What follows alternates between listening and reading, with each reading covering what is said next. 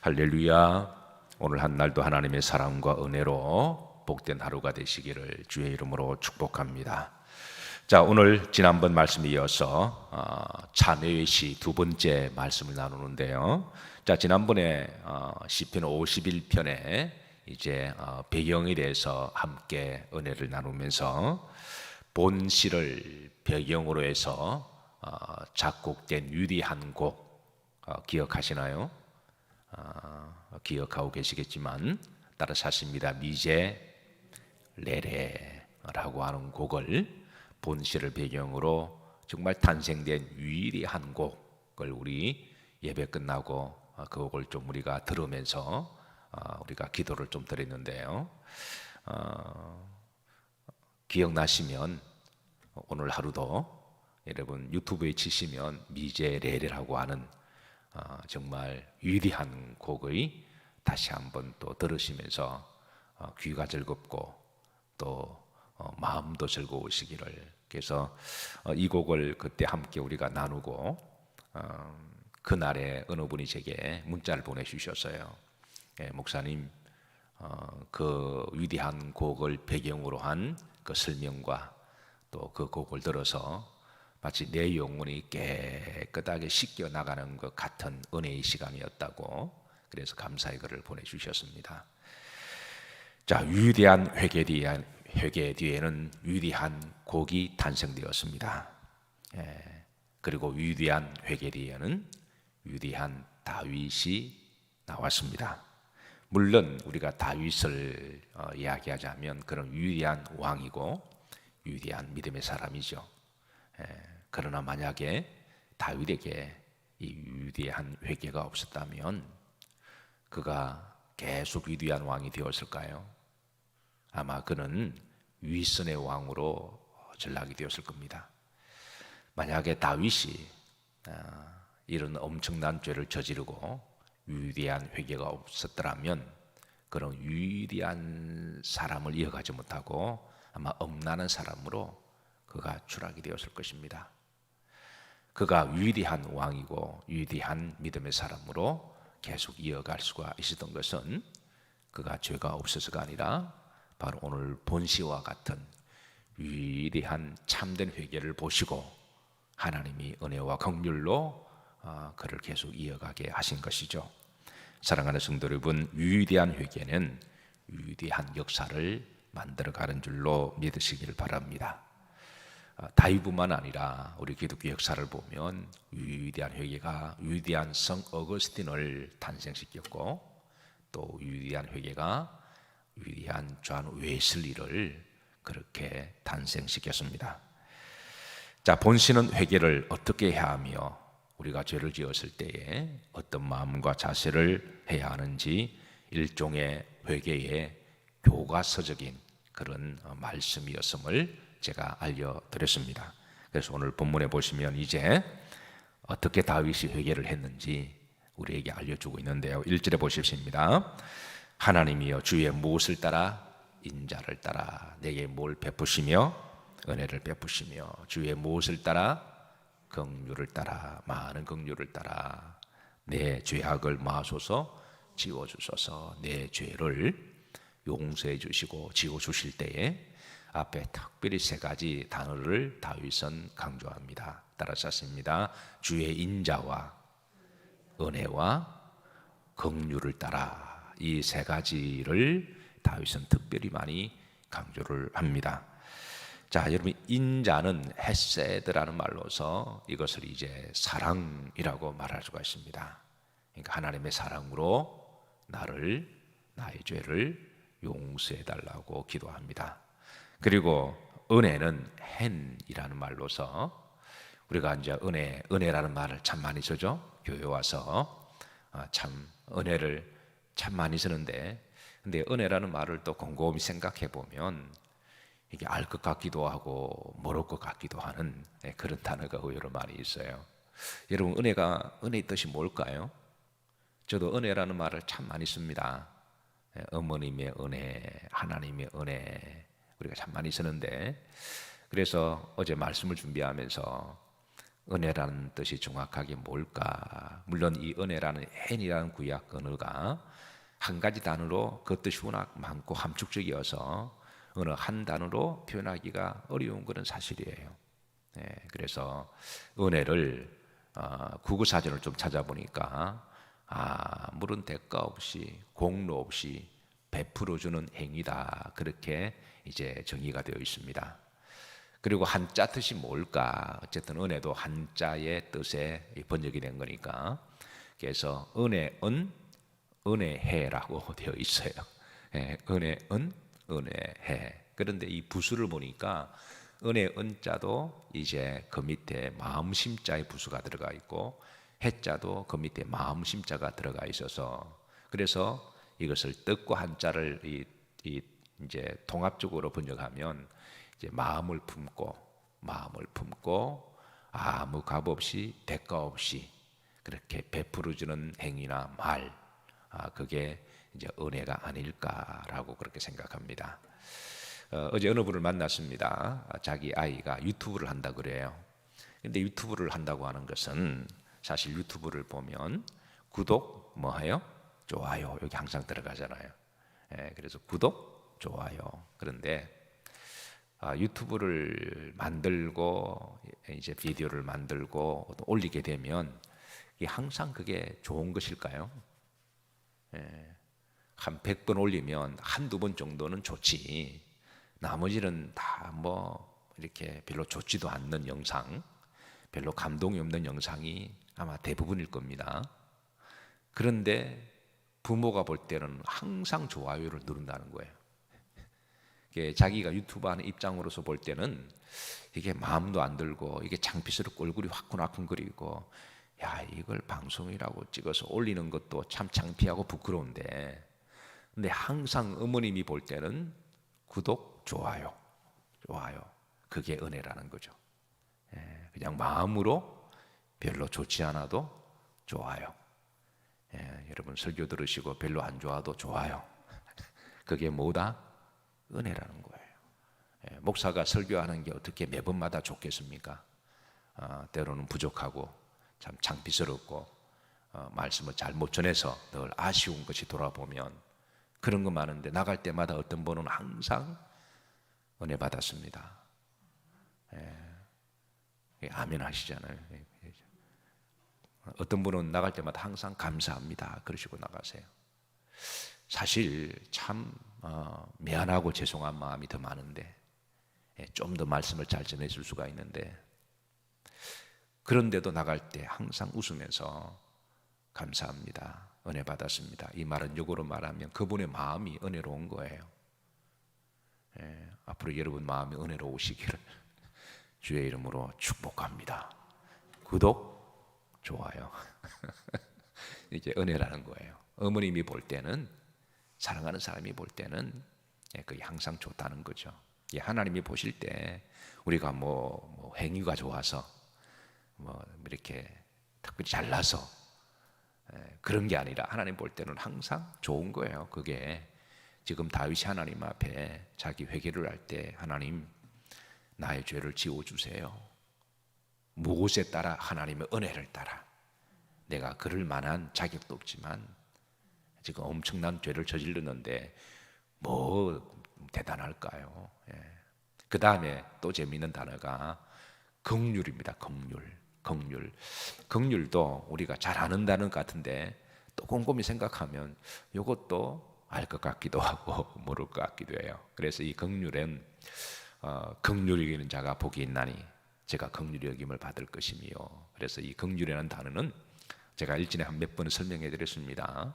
또 여러분 또 몇 번 들으셨지만 은혜를 따라 또 들으시길 바랍니다. 했던 말 또 한다 자꾸 그러지 마시고, 그러면 그 은혜가 없는 사람이에요. 그리고 또 중요한 말은 또 들어도 괜찮아요. 몇 번 반복해도 들어도 좋습니다. 이 긍휼이라는 단어가 라함에서 왔다 그랬죠. 라함의 어원은 어머니의 뭐다? 자궁이다. 이 참 재밌잖아요. 이 어원을 저는 이제 그릭 어원을 공부를 했기 때문에 어떤 단어가 나오면 조금 제가 헷갈리면 항상 저는 어원을 먼저 보는 습성이 있습니다. 그래서 그 단어의 뜻을 좀 정확하게 알아야 제대로 전할 수가 있어서 그래서 제가 처음 이 단어를 제가 이제 어원을 찾아볼 때 이게 참 흥미롭더라고요. 아, 이 긍휼이 어머니의 자궁에서 왔다. 여기에 파생된 단어다. 뭔가 연결고리가 있을 것 같지 않아요? 그래서 어머님이 가장 자식에 대한 애정과 사랑이 많을 때가 그 자식을 잉태했을 때잖아요. 그때는 자식을 위해서 죽을 수도 있는 거죠. 불 속이라도 애를 안고 들어갈 수 있는 그런 희생의 마음, 그게 긍휼이라는 거죠. 그래서 하나님의 속성을 한마디로 표현할 수가 있다면 하나님은 따라서 하십니다. 긍휼의 하나님이시다. 우리의 죄를 위해서 십자가에 죽으시는 하나님, 그게 어머님의 자궁에 그런 마음이 없다면 그게 그럴 수가 있을까요? 그래서 지금 이 다윗은 하나님의 그 마음을 나에게 베풀어 달라고 그렇게 고백하고 있습니다. 회개는 어떻게 하느냐? 내가 어떤 선한 행위를 하고 내가 좋은 일하고 내가 좋은 일을 하나님 퉁칩시다. 우리가 아무리 그래도 우리 죄가 지워지지가 않습니다. 그래서 우리가 하나님 앞에 회개하고 허물과 죄를 고백할 때는 기본적으로 어떤 자세를 해야 되느냐? 하나님의 인자를 구하는 마음으로, 하나님의 은혜를 구하는 마음으로, 하나님의 긍휼을 마음으로 구하는 마음으로 해야지. 내가 조금 좋은 일 했다고, 나쁜 짓 하고 조금 좋은 일 했다고 퉁쳤다고 뭐 자신 있게 봐달라고 이렇게 하면 안 된다라는 거예요. 자, 그러면 또 하나 재미있는 게 있습니다. 다른 거는 단수로 주의 인자를 따라 또 은혜를 따라 그러는데 긍휼은 복수로 쓰고 있습니다. 많은 긍휼을 따라 그랬습니다. 왜 이 단어만 유독 또 더 많이 강조할까요? 그것은 이제 이 라함이라고 하는 그 뜻의 함의도 있겠지만 이는 그만큼 여기로 보면 다윗이 죄가 많다라는 거예요. 죄가 많다라는 것입니다. 일반적으로 죄는 하나로 끝나지 않습니다. 우리가 흔히 조폭 영화를 보거나 또 도둑이 손을 끊을 때에 흔히 하는 레파토리가 있죠. 이번 딱 한 번 하고 손 씻는다. 대부분 다 그래요. 대부분 죄를 범하는 사람들이 내가 지금 워낙 급하니까 딱 한 번 하고 내가 손을 씻는다. 그런데 여러분, 그 레파토리가 딱 한 번 하면 딱 한 번으로 끝나요? 그 한 번이 두 번이 되고 두 번이 세 번으로 계속 이어지게 되면서 언젠가는 이제 덜미가 잡히게 되는 거죠. 이 범죄의 죄의 속성은 딱 죄가 유혹하는 마귀가 죄를 통해서 유혹하는 사람들을 끌어들일 때에 딱 한 번만입니다. 딱 한 번만. 그런데 그 한 번이 또 한 번이 되고 또 계속 이어지게 하는 거죠. 다윗의 경우를 보면 다윗이 여러분 바세바와 음란을 부적절한 관계를 행했을 때에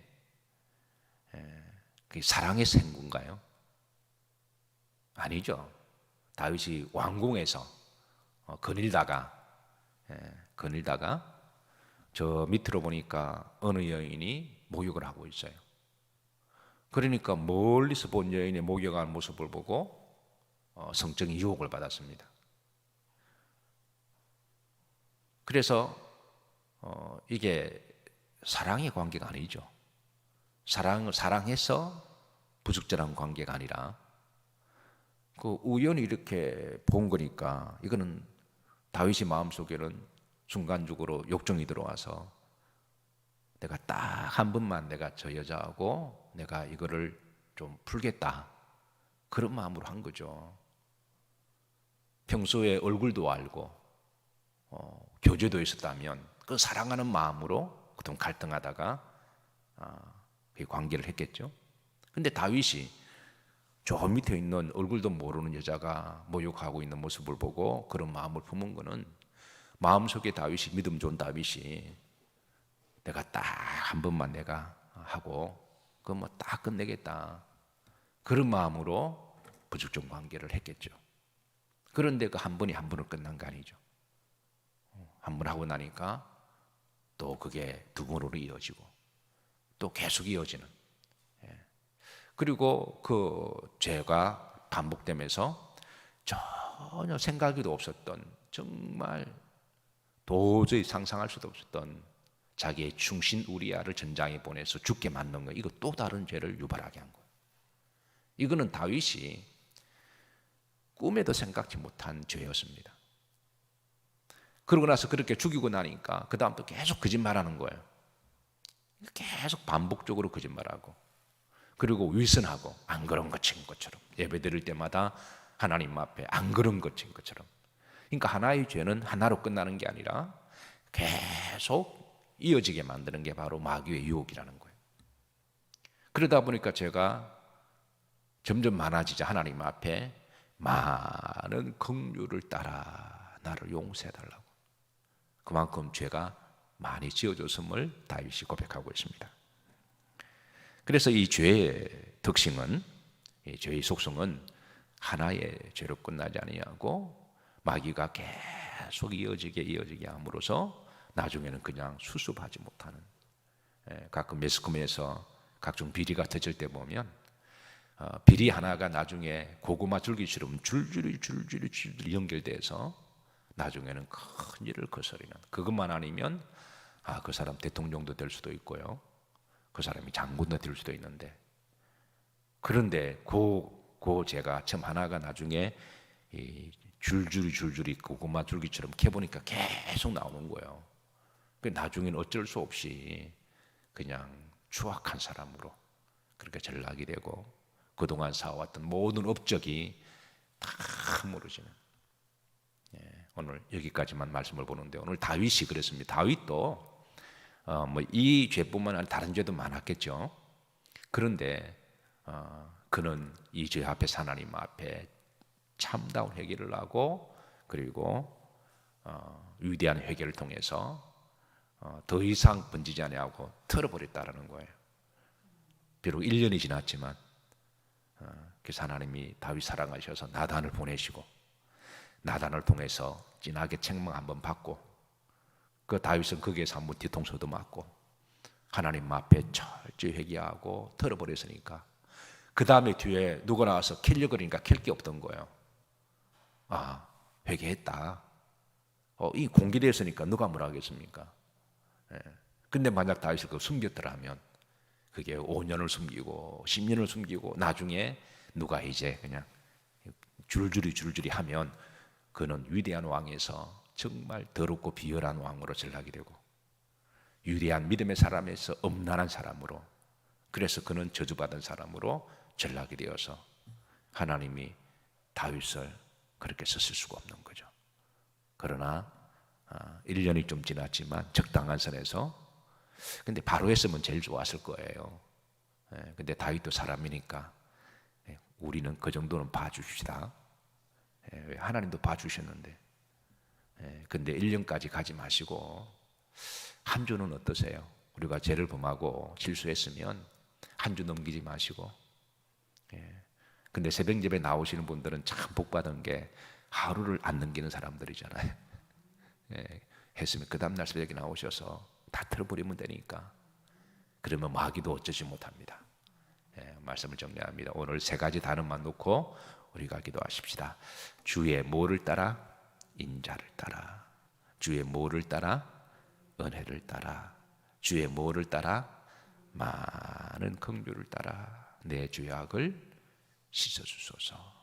그렇게 그때마다 털어버릴 수 있기를 예수님의 보혈로 깨끗하게 씻겨주시고 죄에서 자유하시고, 그리고 평안하시기를, 담대하시기를 구독, 좋아요 기도하십시다.